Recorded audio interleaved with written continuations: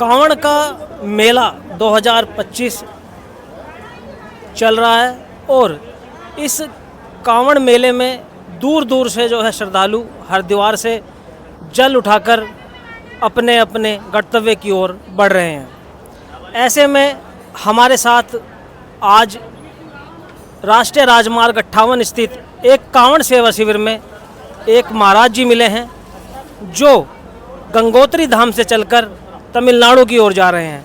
आइए इनसे जानते हैं कि क्या संकल्प है, क्या सोच है, क्या विचार है और हिंदुत्व की क्या बात ये कर रहे हैं। आपका बहुत बहुत स्वागत है खबर लीला में। महाराज जी, क्या नाम है आपका? बहुत बहुत धन्यवाद पहले आपका। हमारा नाम स्वामी राघवानंद है और हम श्री कल्याण सेवा आश्रम, मुख्य आश्रम हमारा अमरकंटक में है, मध्य प्रदेश में। श्री कल्याण सेवा आश्रम अमरकंटक के हम रहने वाले हैं और परम पूज्य तपस्वी बाबा जी जो अमरकंटक वालों के नाम से जाने जाते हैं, पूज्य त्यागी तपस्वी बाबा जी के हम शिष्य हैं। और इस समय जो हमारी यात्रा चल रही है, यह गंगोत्री धाम, यदि आप गए होंगे, गंगोत्री धाम से ऊपर 18 किलोमीटर पैदल चलना होता है। पैदल मार्ग जाने के बाद फिर वहाँ पर गौमुख एक स्थान है जहाँ पर माँ गंगा प्रकट हुई हैं और वहाँ से हम जल लेकर पैदल यात्रा में निकले हैं। यह पद यात्रा हमारी रामेश्वरम, दक्षिण भारत, तमिलनाडु रामेश्वरम में जाकर पूरी होगी। शुरू कब करी थी आपने ये यात्रा शुरू करी है? कब शुरू करी थी? यात्रा हमने पिछले महीने की 23 तारीख को हम गौमुख से नीचे की ओर प्रस्थान किए हुए थे। 23 जुलाई? जी, 23 जुलाई। तब से हमारी 23 जुलाई से आप जो है गौमुख से चले थे? बिल्कुल, 23 जुलाई से हम गौमुख से नीचे की ओर प्रस्थान कर लिए थे। तब से हमारी यह यात्रा निरंतर चल रही है। अच्छा, तो अभी कहाँ तक जो है जा रहे हैं, थोड़ा फिर से एक बार हमारे दर्शकों को बताइए। हमारी यह यात्रा गौमुख से जल लेकर के रामेश्वरम, दक्षिण भारत जो कि तमिलनाडु राज्य में स्थित है, वहाँ तक हम जाएंगे और वहाँ पर शंकर जी को जल चढ़ाने के बाद यह हमारी यात्रा पूर्ण होगी।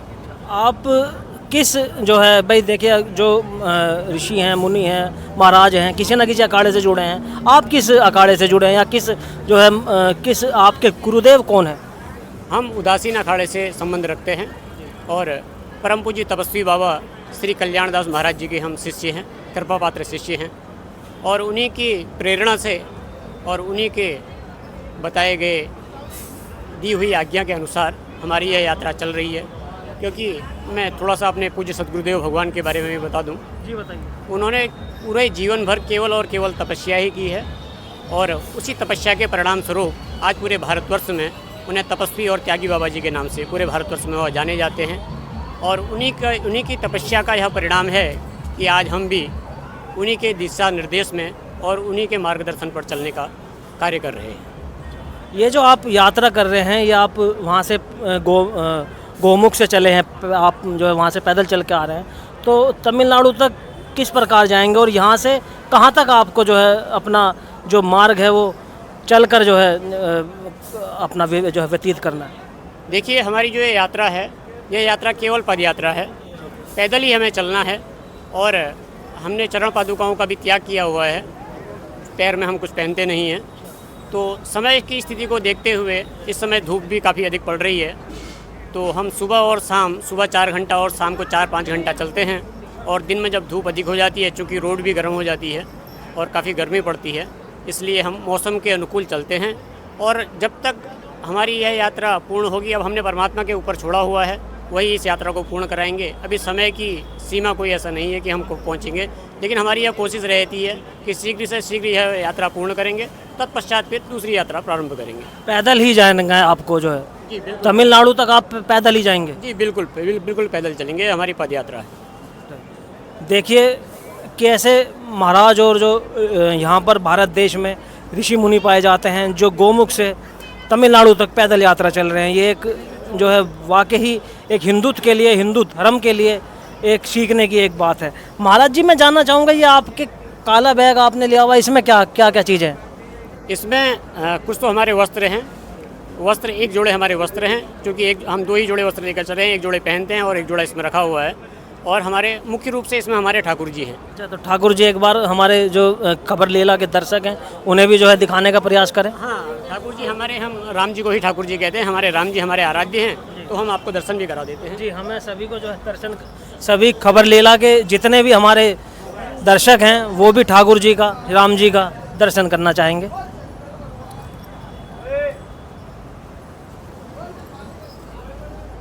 तो ठाकुर जी को साथ लेके ही चलते हैं।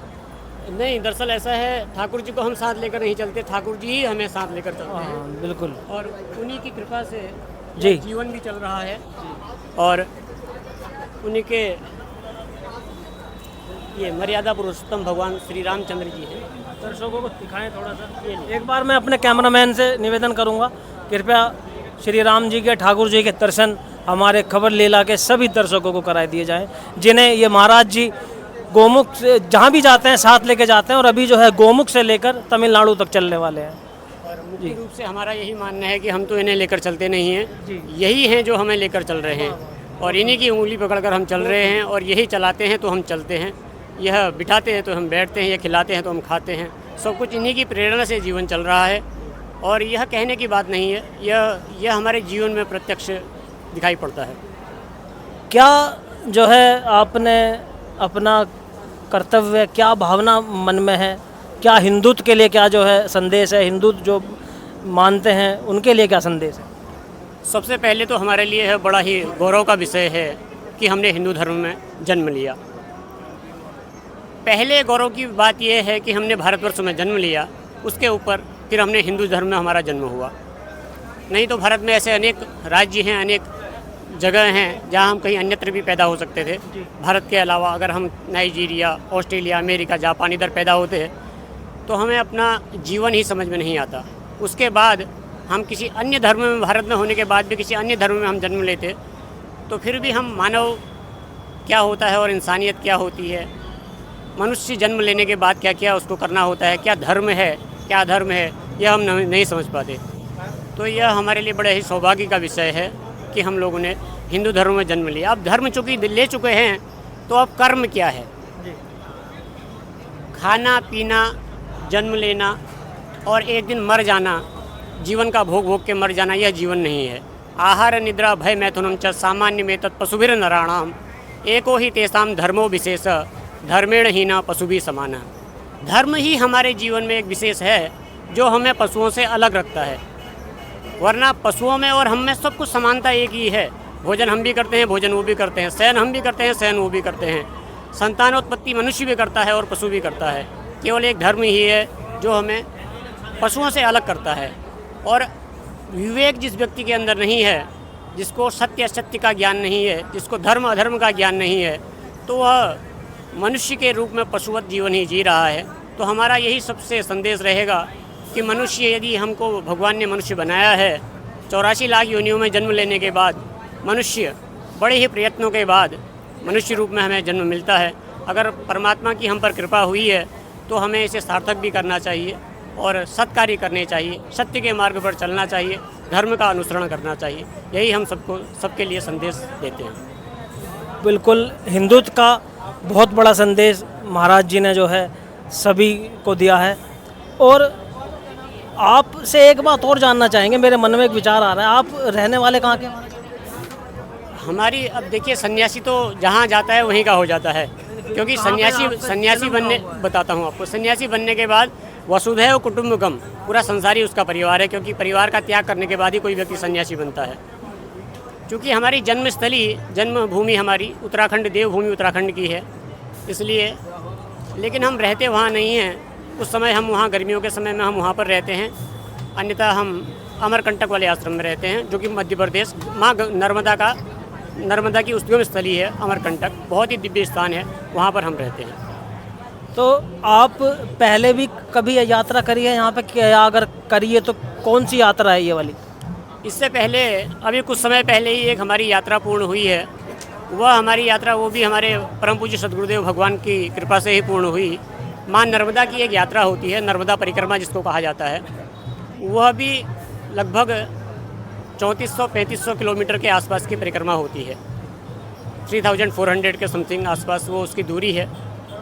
तो वो भी हमने पैदल यात्रा ही वो हमारी पूर्ण हुई। और जब हमने वह यात्रा प्रारंभ की थी, चूँकि बीच में प्रयागराज का कुंभ भी आने वाला था, तो हमने माँ नर्मदा से यह प्रार्थना की थी कि माँ, आपने हमारी यह यात्रा भी पूर्ण करानी है और हमें प्रयागराज कुंभ में स्नान भी करवाना है। तो दोनों काम माँ नर्मदा की कृपा से हमारे दोनों काम पूर्ण हुए। यथा समय हमारी वह परिक्रमा भी पूर्ण हो चुकी थी और यथा समय हमारा स्नान भी प्रयागराज कुंभ में हुआ। तो उत्तर प्रदेश में आपने कुंभ भी देख लिया 2025, ये कांवड़ यात्रा भी देखी, क्या जो है पहले से कितना अलग है, क्या आपको इसमें अलग देखने को मिल रहा है? नहीं, इस बार अलग देखने को हमें यह मिला कि योगी आदित्यनाथ जी की जो सरकार है ये उत्तर प्रदेश में एक बहुत ही अच्छा कार्य उन्होंने किया, क्योंकि इतनी जनसंख्या आने के बावजूद इतने करोड़ों लोगों का जनसैलाब वहाँ पर नित्य निरंतर आ रहा था और उसके बाद भी सारी जो मर्यादाएं वहाँ पर बनी हुई थी और सारी व्यवस्थाएं एक सुचारू रूप से चल रही थी।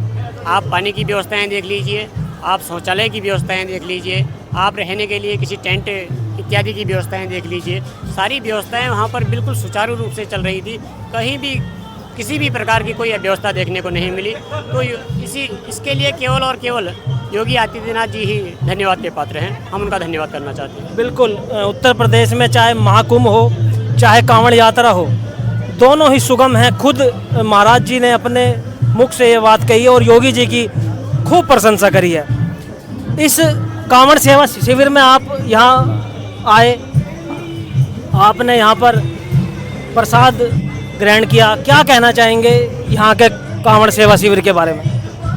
कांवड़ जो नित्य यहाँ पर सेवा चल रही है, मैं उन सभी का तहे दिल से बहुत बहुत धन्यवाद करता हूँ। यह धन्यवाद केवल कहने के लिए नहीं, यह दिल की गहराइयों से निकला हुआ धन्यवाद है। चूँकि मैंने यहाँ की व्यवस्थाएं देखी, अंदर आने के बाद प्रतीत हुआ कि सेवा जो होती है वह मुख्य रूप से यहीं पर चल रही है। सेवार्थी तो सभी जगह हैं, लेकिन जो भाव मन का है वह तन से, मन से और धन से वह केवल यहाँ पर देखने को मिला।